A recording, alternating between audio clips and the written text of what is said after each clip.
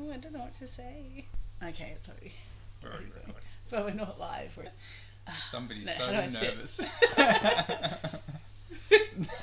Do I look at you or do I look at the camera? You can look at the camera, you can look at me, you can look wherever you want to. Okay. You should know, you've worked in film before. Yeah, behind the film. Yeah, well, now it's your time to be in the spotlight.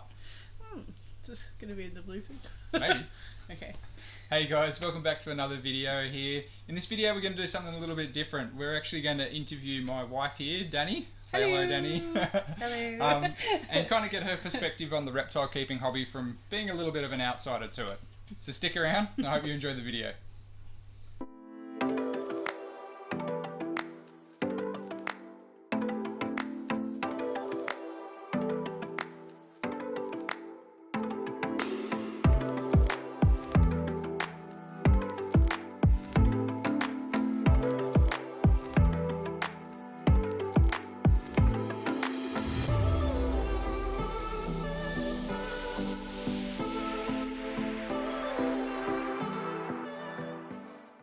Okay, so essentially what I've done is I've gotten a list of questions together that I've kind of thought of asking Dan just so she can tell you her honest opinion on it, and yeah, hopefully we get a little bit of info out of her that maybe not everybody will realise, or maybe other people's partners can kind of reciprocate with. And relate to, yeah. And definitely relate to, yeah.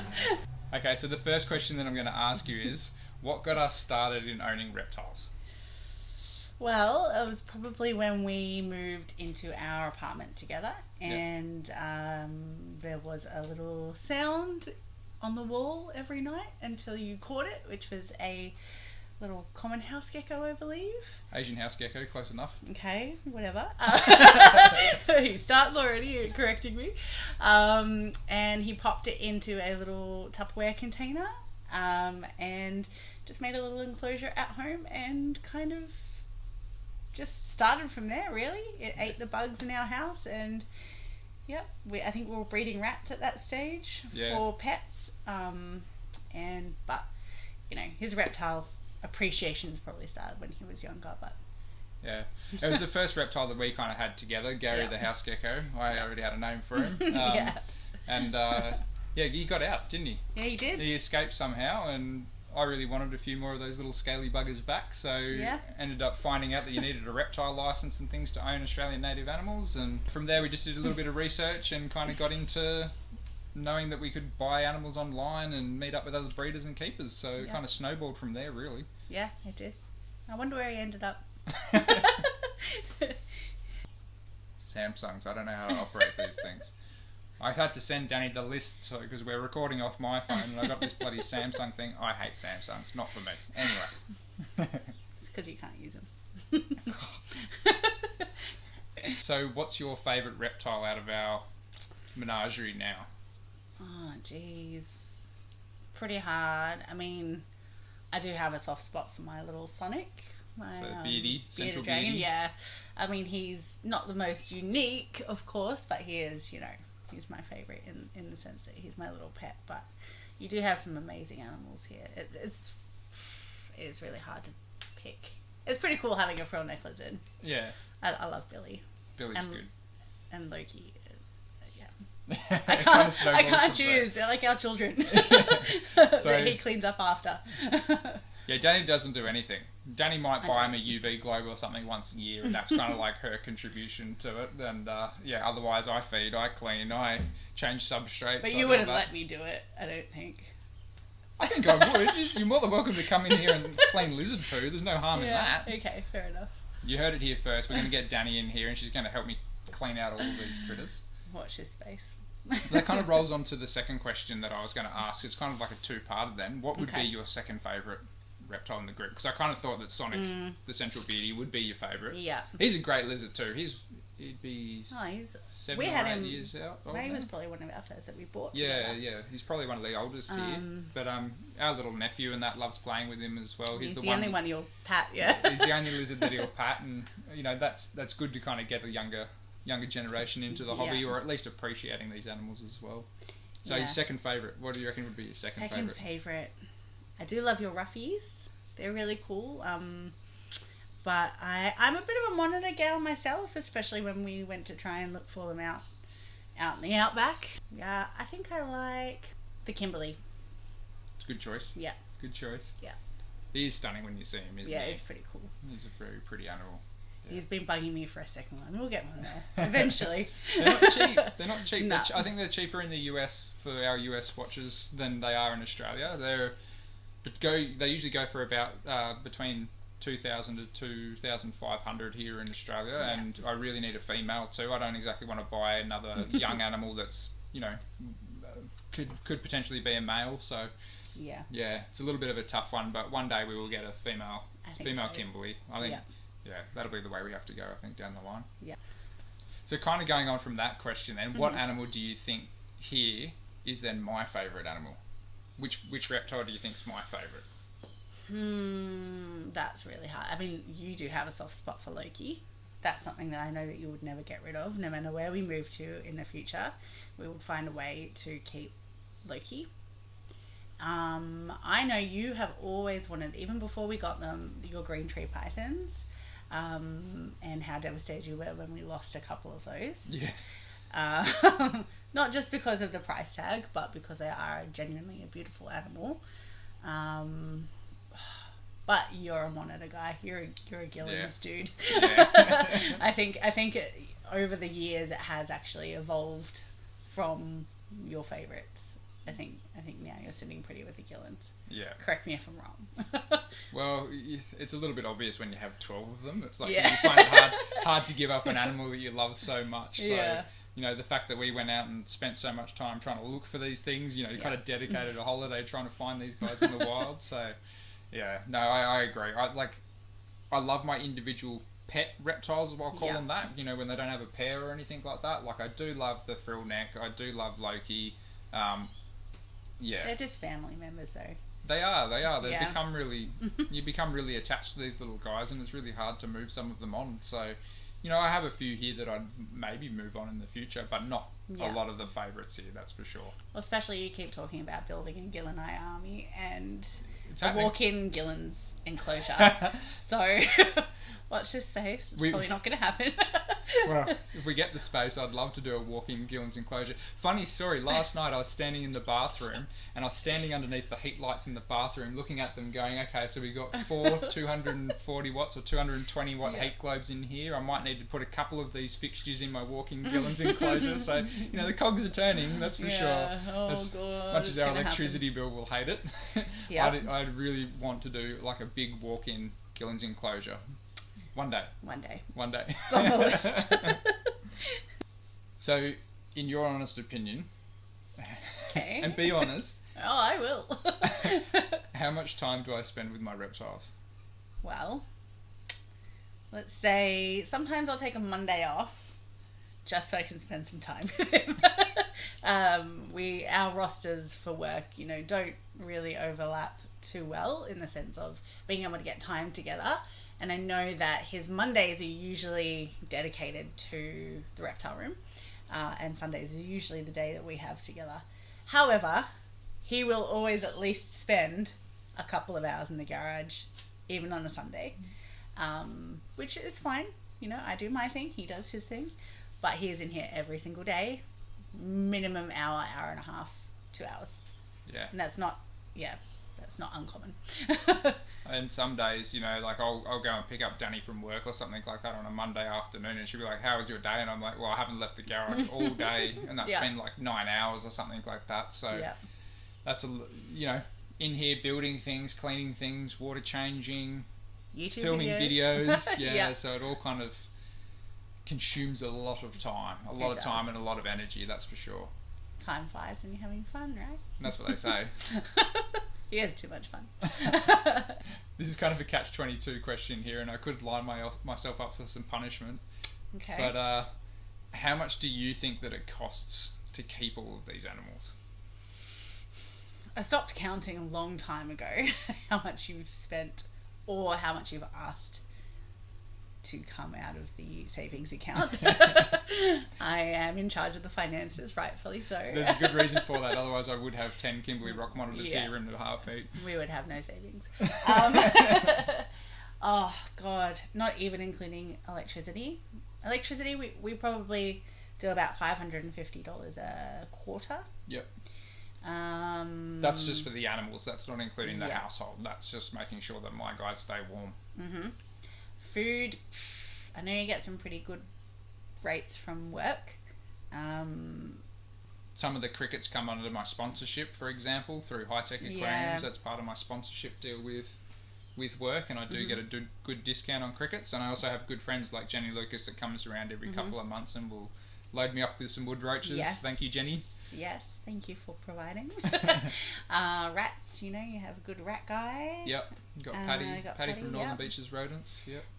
So I know that you spend quite a bit on food. Yep. And the amount of money you spent on actual reptiles, it's pretty sickening. The amount, I think. Yeah. I don't know, 20.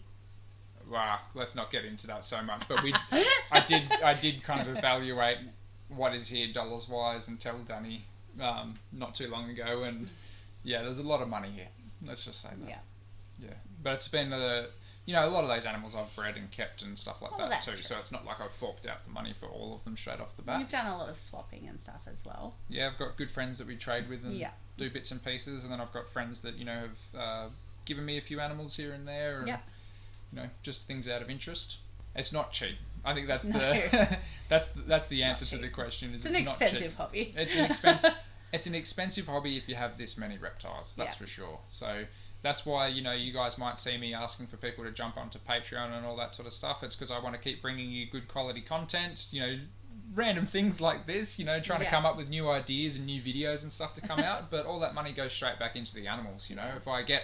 If I get a little bit of coin behind me, I might do something. I might buy a little microphone or something to try to make the videos better. I bought a gimbal recently, but anything that's kind of like cream off the top of that doesn't go to me. It goes into my animals. It goes into rats. It goes into seafood buffets for Loki. It goes into yabbies or something like that. Rats to Pat. Whatever it might be. All the money that does come back in goes straight back into the hobby to try to sustain itself a little bit better. And keeps him out of mischief, so. Does keep me out of mischief. I have no time to get into mischief. So. No. This is as much as we'll allow. Yeah. Yeah. Okay, so the next question. Christian. So the next question is actually a little bit more related to YouTube. So how much time do you think that I actually muck around making videos for YouTube and editing and all the rest of it? Well, the amount of times I've walked into the background or walked in going, "Hey honey, I'm home," and going, "Oh, you're filming," is pretty much every day. You're tinkering somewhere, you're doing some sort of filming, whether that be time lapse or feeds or cleans or an enclosure, which is the majority of your content currently, because you've got really big ideas for all of your animals. So I would say it's a solid couple of hours a week minimum. Absolute minimum. That's just like maybe the filming side of things too. Oh, that's quite not often thinking editing. Dani likes to watch a few TV shows that I don't particularly enjoy, but I like spending kind of time just sitting side by side with Dan. So I'll be with my headphones in or whatever, editing videos for you guys and trying to do that, and that might go for a few nights a week too. Not to mention, if you're thinking about putting content out there as well, because Jason and I have now started up the Australian Herpetoculture Podcast, which pretty much chews up my whole Tuesday night sort of thing. So I get onto there with him, yarn to someone or yarn to Jason about reptiles and enclosure builds and all the rest of it. So quick plug, I'll put a little something down here or something, like a little logo, so you guys can go and check out the podcast that we do as well. So it's really great. Yeah, we've had good feedback on that actually, which has been really cool. So proud. But I always know when you want to do some editing or anything like that, because the first question is, do you have anything to watch on TV tonight? It means he doesn't necessarily want to watch with me, but if I'm distracted, then he can, I get free run to edit. Yeah, I know that I won't get in trouble. I can't work a Samsung. Just swipe. Yeah, you got it. So, compared to a few years ago, like I did have a lot of snakes here. It was very a rack heavy sort of room. What do you kind of make of it now, changing over to a lot more of the more naturalistic looking enclosures? Do you think that's a thing for the positive, or what do you get out of it? 100% for the positive. whenever I would used to come in here, and it would be the rack system that you used to have, you still really looked after your animals. But it was really hard for me to even kind of come in and be like, oh, you know, what's in here? And you'd have to pull everything out and have a look. And, you know, I would feign more interest back then because, you know, it wasn't as pretty to look at. But now I would generally come in here and just be like, oh, yeah, I know where everything is. And, you know, I feel a lot more involved with what you've been doing because, well, I don't know, you can see it. It's there. It's natural. It's somewhere you want to come and spend time looking at, you know. And I don't have to pay an entry fee, so even better. Yeah. I think that's something that I've definitely, you know, it's a kind of like a learnt passion over a period of time. You know, I kind of got sick of just seeing plastic tubs, and you know, now you can kind of come in and anybody can come in here, and I think most people are a little bit more amazed these days to kind of come in here and go, oh, there's some diamond pythons, there's some green tree pythons, there's Loki climbing a back wall, there's, you know, this doing that. Hey, the Kimberley's come out now. Yeah, I just saw him. We're getting a fleeting glimpse. He distracted me. He's out for a bask looking very pretty. Aww. I do love that guy. Me too. But yeah, all the natural enclosures, I think the animals get more of a kick out of them too, right? They definitely do. I mean, each one is so mimicked to their life in the wild that, I mean, you're really giving them all the benefits of being out in the wild, and they get meals to them. So, you know, ticks all the boxes. It's cool kind of seeing natural behaviours out of all these sort of animals. I think you get more of that with a natural looking setup that's something that's, you know, completely sterile. I don't think I could ever go back to paper towel keeping unless it's just for hatchlings or for something in quarantine or whatever it may be. But definitely. Yeah. So, how was it getting dragged? I'm going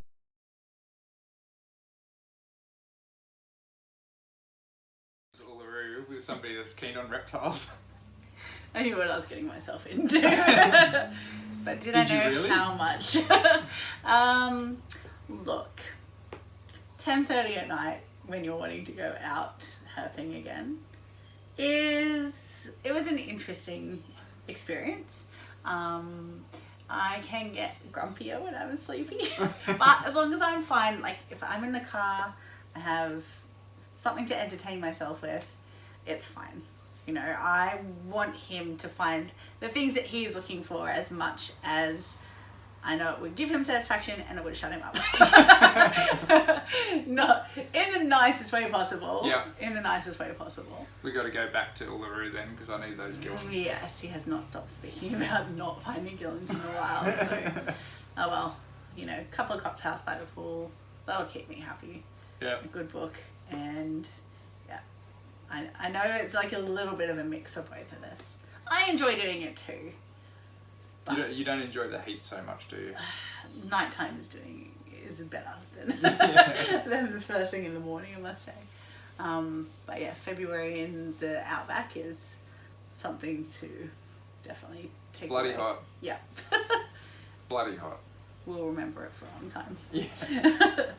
Yeah. And the flies. I'll have to put a little clip in here of Dani trying to drink a bottle of water while some flies are trying to attack her as well, because I found it absolutely hilarious. So gross. It's the worst thing ever.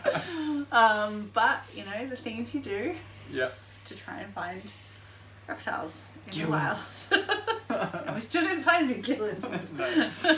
One day. It's an excuse to go back. Yes. Yeah. Maybe we'll take more people so we can get more eyes on the ground. Good idea to me. Definitely. And if we bring more people, it means that we can stay out later because we can outvote you. So I'm going to make sure that we bring herpers along and nothing but herpers, and Dani can just be like the third, fourth, fifth, sixth wheel. Oh, I'll be the driver. So this next question is kind of still related around herping, but do you think that I had fun searching for gillins monitors in the wild?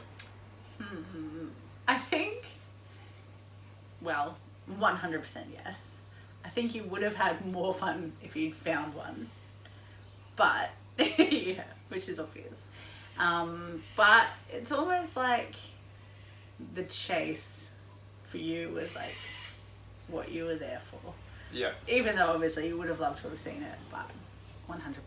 He's always saying it was the best holiday he's ever had, and you know, I like to think that contributed to it. But yeah, it's all he can really talk about, and really talk about going back to do. So I think he had fun. I looked in probably over 1,000 trees for Gil and I. Yeah. It's no word of a lie. Like, we'd be driving for 5 minutes, pull up to a new patch of trees. I'd be out of the car, you know, door hasn't even shut.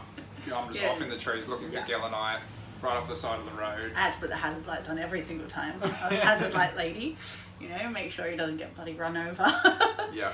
And then I look like a weirdo on the side of the road to any cars passing by, and I've got my head looking up cracks in trees and stuff lying like in the dirt, taking photos of blue tongues. Yeah. Yeah. But yeah, it was a great look. Yeah, I think he had a good time. I had a blast. Yeah. I had an absolute blast, and yeah, I can't wait to get back out there. This time we want to do a camping trip though, I think, like, or a caravan. Okay. I'd rather do a caravan trip, or, you know, like one of those camper van trips, so then we can actually kind of just like plonk down to an area overnight and not have to go, we have to go 2 hours back to a hotel or something like that. Just, it'll be a little bit more uncomfortable, but it means that you're probably not driving as much, because I think we racked up close to 5,000 Ks or something on that car. We drove so much. Yeah. My shoulder still hasn't been the same since coming back from that, and that was 3 months ago, so it's taking me a lot to recoup, that's for sure. I think so. Plus, maybe not in summer again though. Yeah, I think spring would be better next time. Yeah, around your birthday. We could do a birthday trip. Yeah. Better start planning. We want to do WA as well. We want to go across to Karajini National Park and maybe drive through, like, you know, Exmouth, Shark Bay. I want to find some strophs in the wild for once. Yeah. That's another thing that we look for everywhere. Everywhere. So many shrubbery cuts and bruises and spinifex up your fingernails. I just want to put something into perspective for everybody here, and I'm going to get Dani to answer it for me. She doesn't know what the question is, but I think she's going to nail this question. How often do I get asked for Gillen's monitors for sale? Multiple times a day. Yeah, maybe not quite multiple a day, but multiple a week, definitely. Multiple a week, yeah. How long's that waiting list now? Over 100 people, definitely over 100 people. Yeah. Like, I honestly think I can't say go on the waiting list anymore. Like, it's doing my head in having to tell people. They'll be waiting until, 2030. Yeah. It's a sad realization though, isn't it? Like, it's mental. Like, Gillen's monitors are one of those things that have just become phenomenally popular for, I don't know what reason. I don't know if I'm playing a contributor to their kind of, promoting them as awesome animals. I mean, they are awesome animals. They can promote themselves for all I care. But, the supply cannot meet the demand at the moment, and they've gone from, $200 to $300 lizards to this year seeing going for $650, $700, which is just crazy to me. Yeah. But, supply and demand, it goes around with any sort of reptile species. Things come and go, and when they're gone and they're rare and people want them again, then the price gets really hikes back up there. So, just one of those things that Gillen's monitors are fantastic, and I can't see myself ever living without them. So, no, they're not leaving my home anytime soon. You did for a little while, and then. Well, I let a few go to a few friends, and I ended up buying half of them back. Yeah. So, that was just an expense that I was willing to pay. That's Mulder and Scully are back in here from Pete. They've been sleeping for about a few weeks now, so I haven't seen much of them, but I'm actually going to be building them in enclosures soon after this one. Watch this space. Yeah, new Gillen's in habitat. It's exciting. What do you think the future will hold for us when we move homes, as far as reptiles are concerned? As far as reptiles are concerned, I know that you're always going to have reptiles, no matter what. And obviously, it limits what we need to look for when we're buying a property. But I don't want you to have to give anything up, so it's one of those things that we are going to be looking for very specific specifications, I suppose. Yeah. I would like you to keep everything, but that's me. I know you would like to keep everything. Like you said earlier, there are very certain animals that we won't be giving up, and we will find a way to fit them in, like Loki. Well, definitely my little beady over there, Sonic, Kimbo, but I see our future with as many animals if not more. Yeah. Well, once a lot of these things start, finally getting keyed in and breeding, like I've kind of set myself up with a few more obscure animals now. Things like the roughies, the greens, the brown tree snakes, water pythons, so I'd like to be able to have enough space to accommodate all of my animals that I do currently have. So that means that Dani and I are basically looking for either apartments near Sydney or around Sydney that have a large garage, or even further up the coast to places that have multiple rooms and garages and all the rest, and then we just have to sacrifice travelling every day because of the animals that we've got here. So this whole venture has been years and years in the making to get to this point, and there's no chance in hell that we want to throw it all away for the sake of just making our lives more convenient, sort of thing. This is something that definitely in my circumstances makes me very, very happy. So this is kind of my piece. This is who I am. Like, I don't know any different anymore. Like, this has just become my identity. So I love having these animals here, and I can't think of what my life would be like without them, or with very few animals. Like, it's a package deal, really. Yeah, like I quite often think about it in the circumstance with Jason, who does the podcast with me, and he's got very little animals now, and he only wants to get a very small collection. And I think to myself, that would be so nice just to have that handful of animals.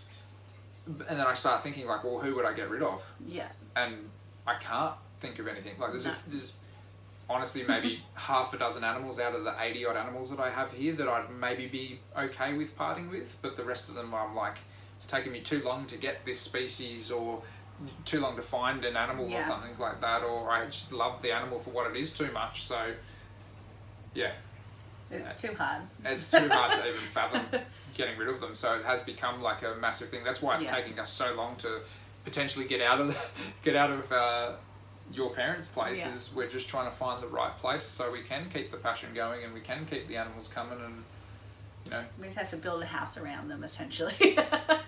My dream is to live on a big bush block in a big shed that I can just like convert the inside into something like super nice and still have like half of a shed for the animals. I don't need much space. I personally don't need much space. I need space for animals. That's what I need. These things are making me happy in my life, so that's what I want. Yeah. And I have more of a 4.5 star taste. So it's all about compromise in a marriage, isn't it? Yes, very much so. We'll figure it out. We're a good team. Get there.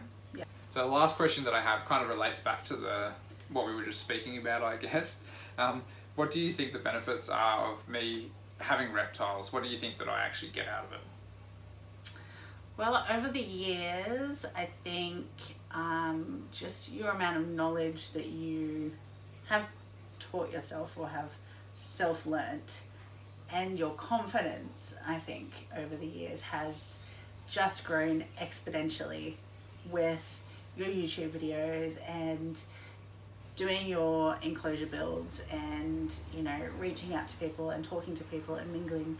And the community, I think, is just, like you said, it's like your backbone now. Like, that is your identity. You don't think of Luke Netheim and Beach of Scaly Beasts without, pinning every single animal to you and the friendships that you've made and the contacts that you've made. And I think it's just, and I don't see you without animals or reptiles in your future. So I think it has to be done.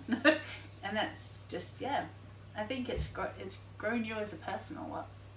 It has been a crazy adventure, that's for sure. It's, me putting myself out on YouTube, I actually am terrified of public speaking. So for me to go and put my face on a video like this is completely daunting to me.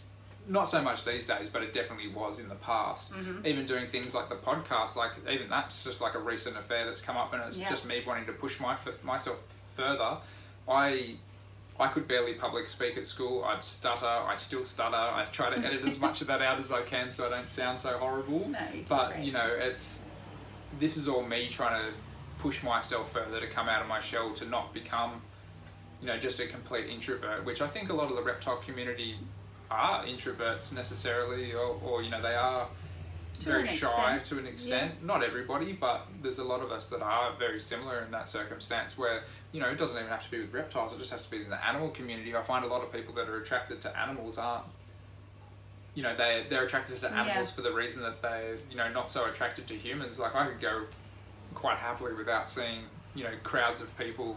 I'm much more comfortable just here pottering around with my animals, aren't I? So, you know, I can't stand going to places crowded places are just not my idea of fun whatsoever. But, you know, animals just don't talk back to you. You know, lots of different reasons. Yeah, I think. Not to mention that, like, all the natural enclosures and stuff, that, like, I'm a very creative person. I always need to be doing something with my hands to keep myself entertained. So I find that doing this is like a creative outlet. I get to do things. Like, I used to be really into painting models and bits and pieces, so this is just a way for me to keep kind of painting, keep creating. And then you get to put that beloved animal into an environment where you can see it thrive. And see them thrive, exactly. It's not just like for your self-satisfaction, it's for the animals as well. And for everyone who comes in and views this, and your YouTube followers and your viewers, you know, they get to enjoy it as well. So it's not just, you know, self-satisfaction or satisfaction for the animals, but, you know, you are teaching so many different people ways of creating this for themselves and for their animals. So I think it's really, it's not just what Reptiles has done for you, but for everyone else, I think, that gets something out of this. So yeah, and I get a lot back from everybody else too, just because of the fantastic community that it is. So, you know,